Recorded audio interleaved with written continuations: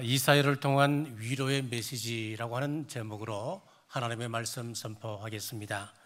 이사야는 1장부터 39장까지 전반부이고 40장부터 66장까지를 후반부라 이야기합니다.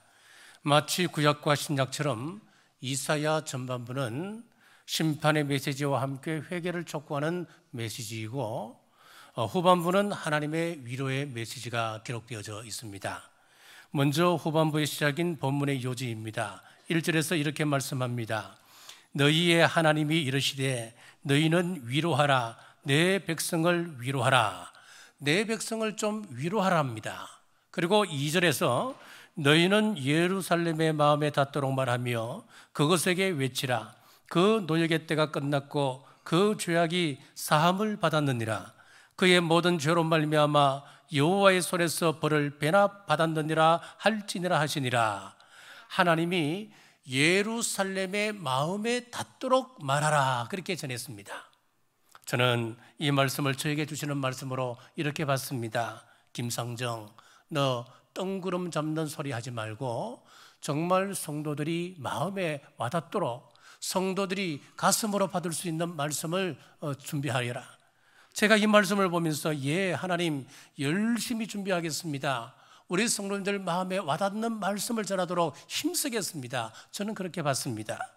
이어지는 말씀은 위로하라라고 하는 말씀인데 우리가 생각하는 그런 위로가 아닙니다. 우리가 생각하는 위로는 흔히 이렇지요. 힘든 일을 당한 사람을 만나면 야 힘내, 그거 별것 아니야, 등을 한번 툭툭 두드려주고 우리 한번 밥 먹자, 그리고 이야기도 들어주고, 이것이 우리가 생각하는 위로입니다. 그런데 본문의 위로는 다릅니다. 내 백성을 위로하라, 그렇게 말씀하시고 어떤 말씀을 주십니까?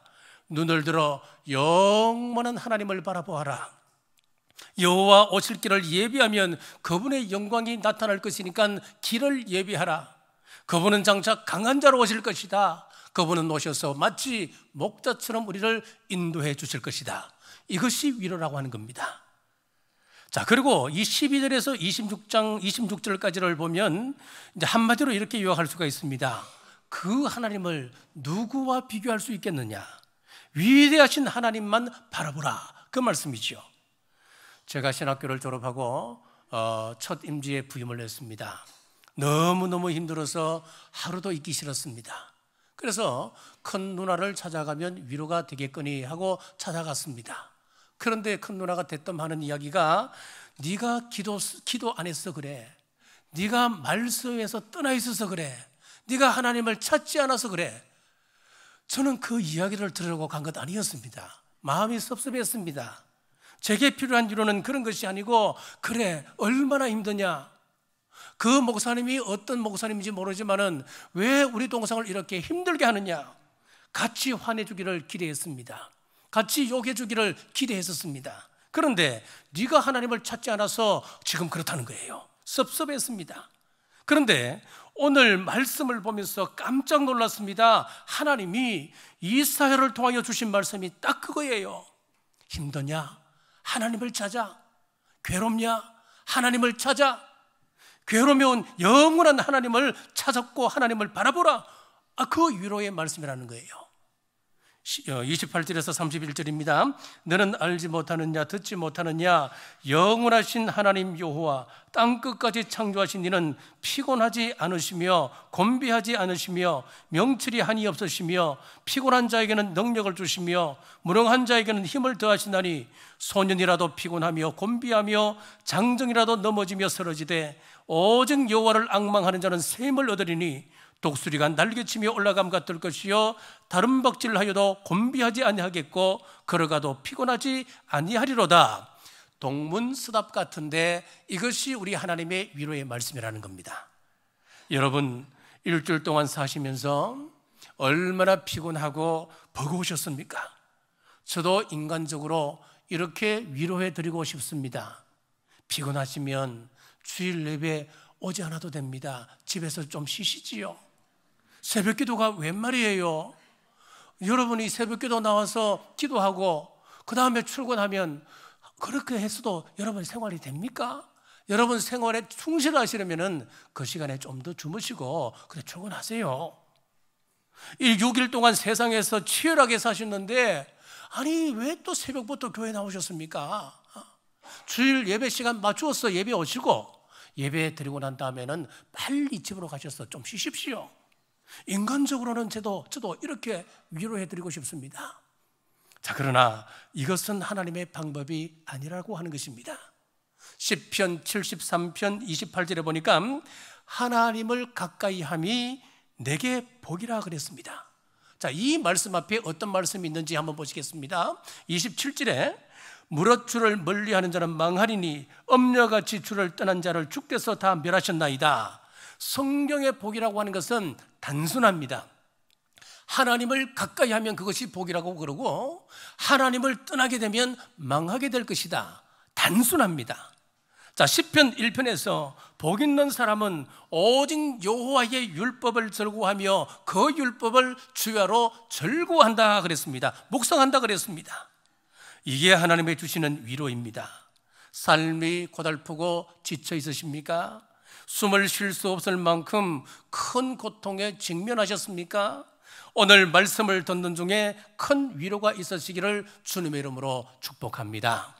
하나님의 위로의 메시지를 구체적으로 살펴보겠습니다. 첫째, 준비하라 하십니다. 3절입니다. 외치는 자의 소리여 이르되 너희는 광야에서 여호와의 길을 예비하라. 사막에서 우리 하나님의 대로를 평탄하게 하라. 자, 하나님이 이사야에게 내 백성을 위로하라 해놓고 무엇을 부탁하고 있습니까? 주님 오실 길을 좀 준비하라 라고 말씀하고 있습니다. 어떻게 준비하는 것입니까? 4절입니다. 골짜기마다 도두어지며 산마다 언덕마다 낮아지며 고르지 아니한 것이 평탄하게 되며 험한 것이 평지가 될 것이요 이렇게 되어야 여호와의 영광이 나타날 수 있다라고 말씀합니다. 준비의 내용이 뭐냐 하면 마가복음 1장으로 한번 가보겠습니다. 여기 세례 요한의 사역을 보면 마가복음 1장 2절에서 3절에 보면 구체적으로 이렇게 인용하고 있습니다. 마가복음 1장 2절에서 3절입니다. 선지자 이사야 글에 보라, 내가 내 사자를 내 앞에 보내노니 그가 내 길을 준비하리라.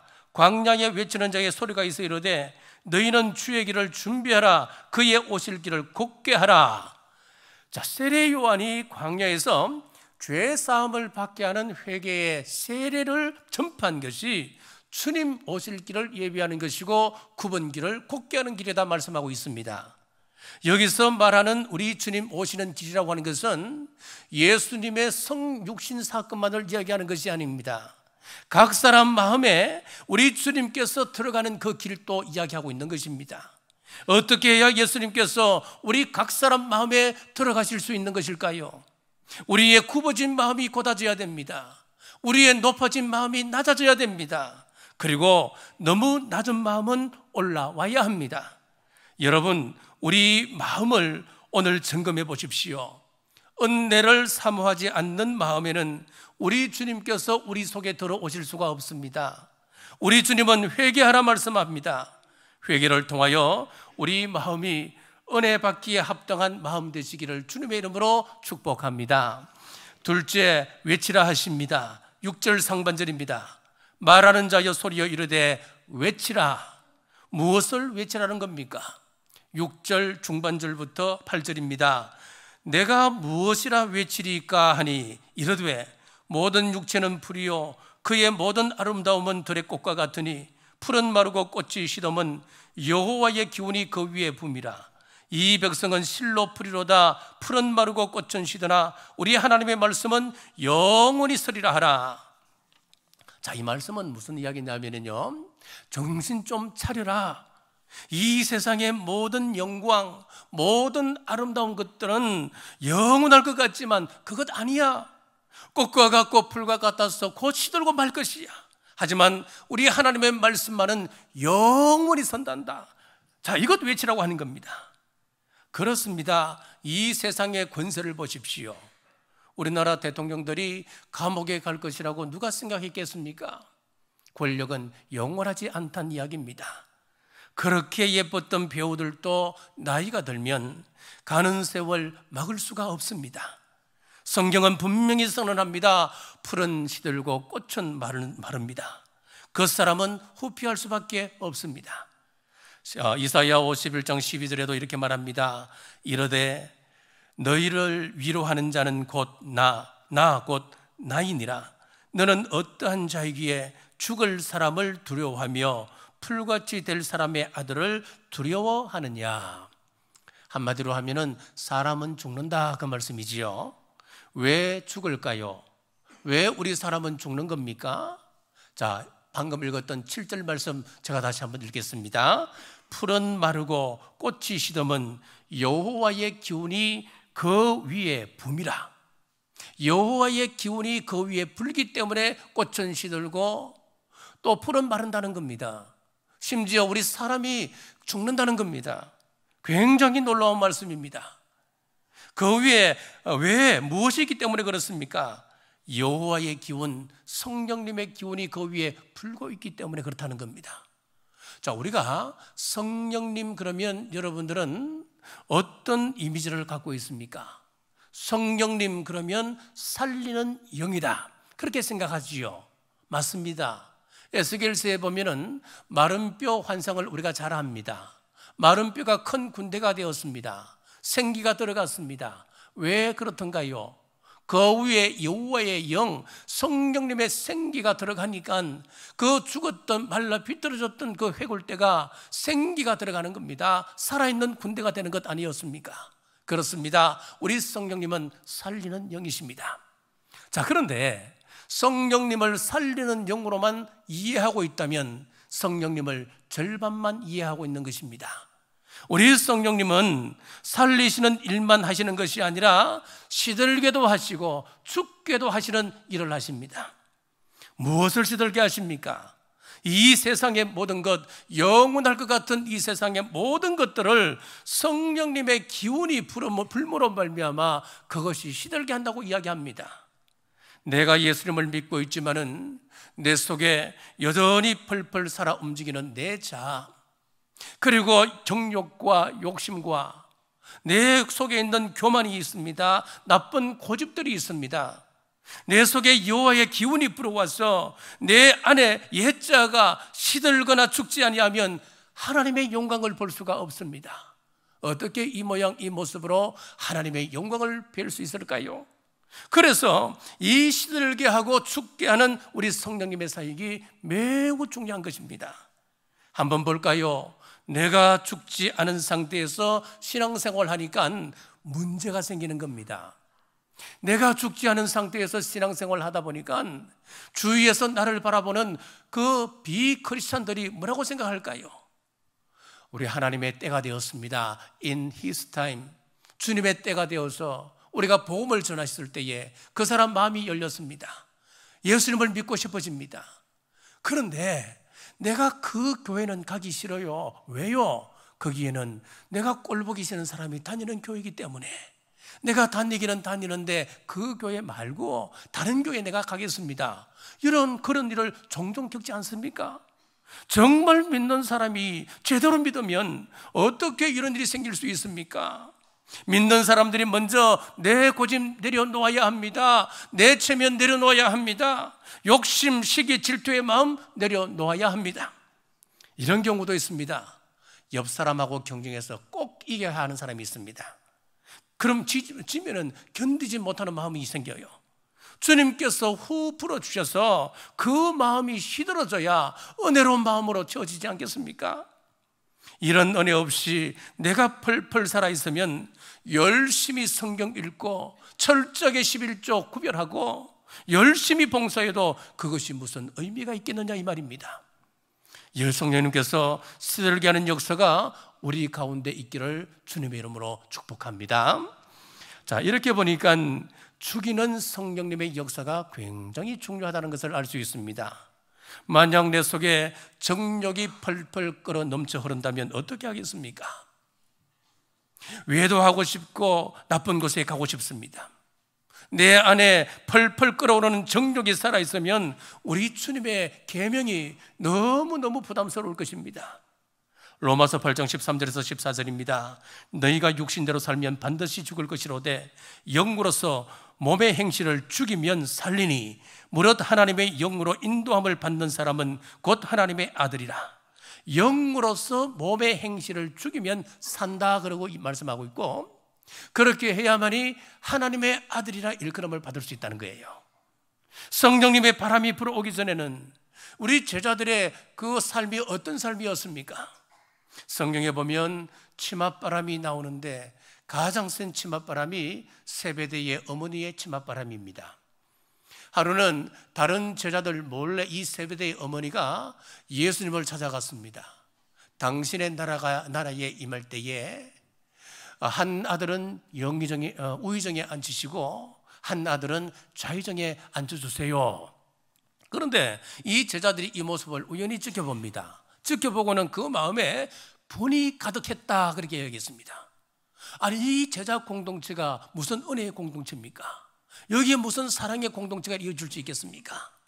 그런데 사도행전 2장에서 오순절날 마가 다락방에 성령님의 바람이 불어왔습니다. 제자들이 성령 충만한 다음에 어떤 일이 벌어졌습니까? 사도행전 2장 14절입니다. 베드로가 11사도와 함께 서서 소리를 높여 이르되 유대인들과 예루살렘에 사는 모든 사람들아, 이 일을 너희로 알게 할 것이니 내 말에 귀를 기울이라. 누가 설교하고 있습니까? 베드로가 대표로 그 자리에서 설교하고 있었습니다. 그러니까 다른 제자들이 평소 같았으면 어떻게 했습니까? 야, 베드로 쟤는 왜 저러냐? 왜 쟤 또 튀는 행동하고 말이야, 꼭 나서고 싶어 하고 말이야, 쟤 왜 저러냐 또? 그랬을 거 아니에요. 그런데 성령님의 바람이 불어오고 난 이후에 다른 11사도들의 모습이 달라졌습니다. 어떻게 달라졌습니까? 그 누구도 미워하는 마음이 없었습니다. 시기하거나 질투하거나 원망하지 않았습니다. 분한 마음이 사라졌습니다. 제자들 모두 한 자리에 서 있었다 그렇게 말씀하고 있습니다. 이것이 놀라운 우리 성령님의 역사입니다. 누가 스피커가 되느냐, 이것 때문에 싸웠던 다투었던 제자들 아니었습니까? 하지만 여호와의 시들게 하는 영이 그들에게 불어와서 그 속에 미움과 다툼과 시기의 마음들이 싹 녹아지고 더 이상 다툼과 분쟁은 일어나지 않게 되었습니다. 성령님께서 내 속에 불어오셔서 부서져야 할 것은 부서지게 하시고 무너지게 할 것은 무너지게 하옵소서. 내 자만심과 오만함, 가시밭 같은 우리 마음 불태워 주옵소서. 이 기도가 우리 모든 성도님들의 기도가 되시기를 주님의 이름으로 축복합니다. 셋째, 나를 잘라시는 하나님만 바라보라 하십니다. 26절입니다. 너희는 눈을 높이 들어 누가 이 모든 것을 창조하였나 보라.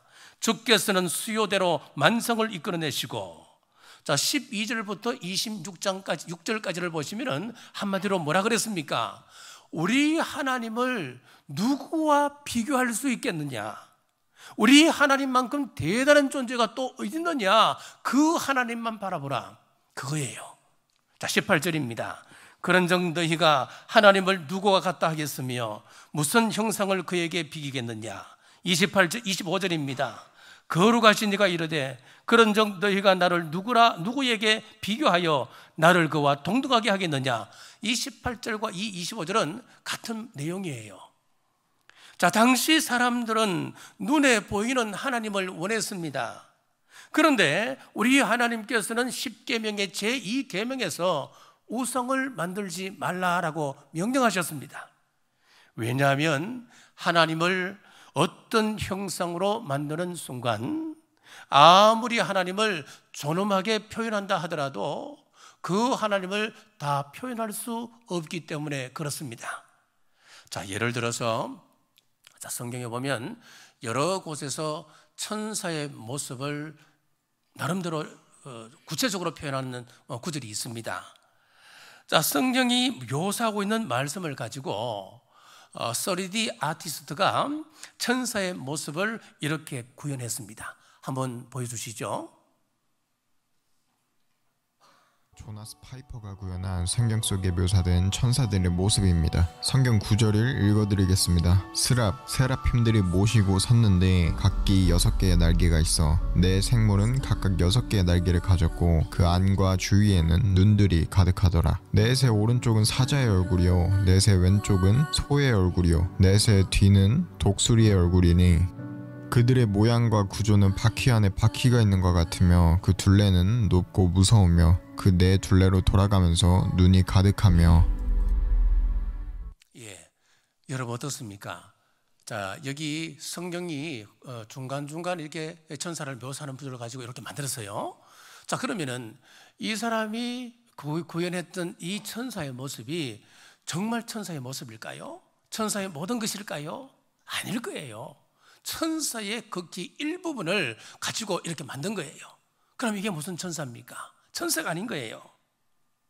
마찬가지입니다. 우리 하나님의 형상을 만든다면은 그 가운데 있는 지극히 일부분을 우리가 표현할 수 있을 거예요. 그러나 하나님의 전부를 드러낼 수 없기 때문에 결국은 하나님을 모독하는 것입니다. 자, 이스라엘 백성이 출애굽을 하고 난 다음에 금송아지를 만들었습니다. 아론이 금송아지를 만들고 난 다음에 이런 말을 합니다. 너희들을 애굽에서 인도하여 낸 하나님이다. 보라. 그렇게 이야기했어요. 지금 아론이 어떤 사람입니까? 모세와 함께 이스라엘 백성들을 이끌었던 지도자 아니었습니까? 어떻게 그런 높은 지도자의 자리에 있었던 이 아론의 입에서 금송아지를 만들어 놓고 이것이 하나님이다, 이거 보라, 그렇게 말할 수 있습니까? 지금 우리가 생각하면 웃을 일이지만은, 그런데 당시 이스라엘 백성들이 생각하기에는 금송아지로 만들어 드려야 하나님을 높인다고 생각한 거예요. 금송아지, 금이잖아요. 귀한 거잖아요. 송아지, 그러면은 당시 이 송아지는 권력과 힘과 부를 상징합니다. 하나님을 높여드리려고 지금 아론이 좋은 뜻으로 금송아지를 만들었습니다. 하나님을 최고로 대우한다고 그렇게 금송아지를 만든 거예요.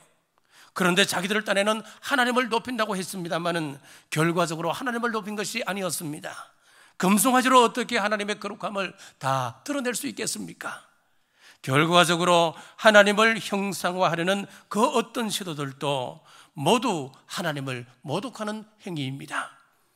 오늘 우리는 하나님을 이런 식으로 만들지는 않습니다만은 생각으로 내가 원하는 하나님을 얼마든지 만들어낼 수가 있습니다. 이런 말 여러분 하시고 또 들어보신 적이 있으시지요? 내가 생각하는 하나님은 이런 하나님이다. 내가 생각하는 하나님은 저런 하나님이 아니야. 자, 예를 들어 동성애를 지지하는 사람들 가운데는 이런 말을 합니다. 내가 아는 하나님은 나를 있는 그대로를 사랑하시는 하나님이시야 라고 이야기를 합니다. 여러분, 지금 뭐 하는 거예요? 생각으로 하나님을 형상화하고 있는 것입니다. 그들만 그럴까요? 우리는 그렇지 않을까요? 이런 경우도 있을 거예요. 우리가 말씀을 듣다 보면은 정말 내 가슴을 울리는 감동적인 그런 메시지가 있단 말이에요. 그러면 그 말씀에는 내가 아멘 그렇게 받아들입니다. 그런데 반대로 나에게 거부감이 오는 말씀이 분명히 있을 것입니다. 그때는 귀를 닫아버립니다. 마음을 닫아버립니다. 내가 좋아하는 말씀은 받아들이고 내가 듣기 거북한 말씀은 거부하는 순간 여러분은 어떤 특정한 형상의 하나님을 만들어내고 있는 겁니다. 저도 그렇습니다. 죄에 대하여 진노하시는 하나님은 별로 안 좋습니다. 하지만 나를 사랑하시는 하나님, 나를 이해해 주시는 하나님, 나의 작은 신음에도 응답해 주시는 그 하나님은 저는 너무너무 사랑합니다. 자, 그러나 이렇게 하나님의 말씀을 내 기준으로 선택하여 받는다면 내가 하나님의 형상을 만드는 것과 다를 바가 없다고 하는 것입니다. 우리 하나님을 그 누구하고도 비교하지 말고 말씀 그대로의 하나님만을 바라보시기를 주님의 이름으로 축복합니다. 말씀을 맺겠습니다. 도탄에 빠진 백성들에게 주시는 위로의 메시지는 이것입니다. 우리가 주님의 마음, 우리가 주님을 마음에 모시려면은 교만한 마음, 왜곡된 마음이 고다져야 합니다. 회개를 통하여 은혜 받기에 합당한 마음 되시기를 바랍니다. 성령님의 바람에 풀은 마르고 꽃이 시들듯이 성령님의 역사로 우리의 교만, 질투하는 마음들 여러분 녹아지시기를, 시들어지기를 원합니다. 그리고 하나님만 바라보십시오. 이 말씀은 마음에 들고 저 말씀은 마음에 들지 않아 싫어라고 마음에 우상을 만들지 마십시오. 말씀에 있는 그대로의 하나님을 바라보십시오. 이사야 선지자를 통해 주신 이 말씀이 우리에게 위로가 되시기를 주님의 이름으로 축복합니다. 기도하겠습니다. 오늘 또 말씀하시는 하나님 감사합니다. 우리가 세상의 위로가 아니라 하나님의 위로를 받기를 원합니다. 세상이 줄 수도 없고 알 수도 없는 놀라운 하나님의 영광을 보기를 원합니다. 시들게 하시는 성령님의 역사가 날이 갈수록 내 속에 더러운 것들, 죽어야 되는 것들, 펄펄 살아있는 이 자아가 시들어 죽게 하옵소서. 힘들고 공고할지라도 새 힘 주시는 영원한 하나님 바라보라는 위로의 말씀에 순종함으로 나가는 우리 모든 성도들이 되게 하여 주시옵소서. 다시 오실 예수님 이름으로 간절히 기도드리옵나이다. 아멘.